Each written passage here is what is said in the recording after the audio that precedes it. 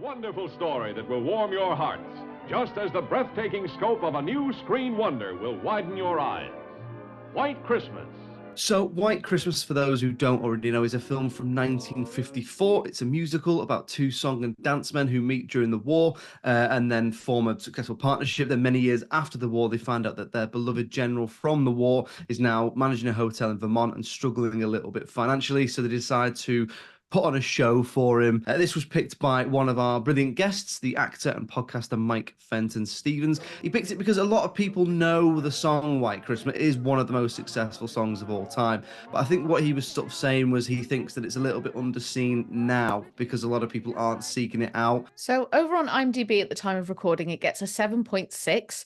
And then over on Rotten Tomatoes, it gets 77% from the critics and 88% from the audience. And that was a little lower than what I was expecting when you think about some of the other films that we've done of this nature as well. I'd actually never seen it before, but a lot of it did feel a bit familiar.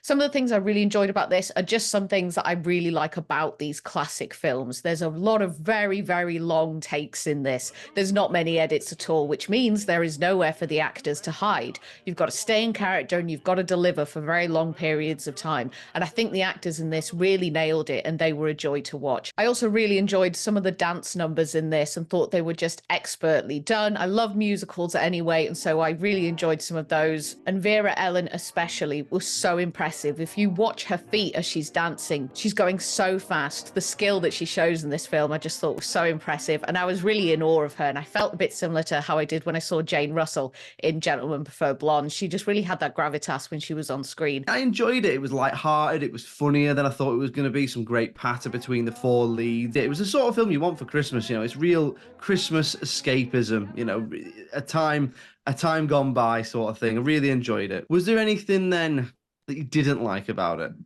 I think the main thing for me is that I did find it a little bit long for what it was. So obviously the concept and the story are quite simple and quite predictable, and some elements in there are a bit repetitive.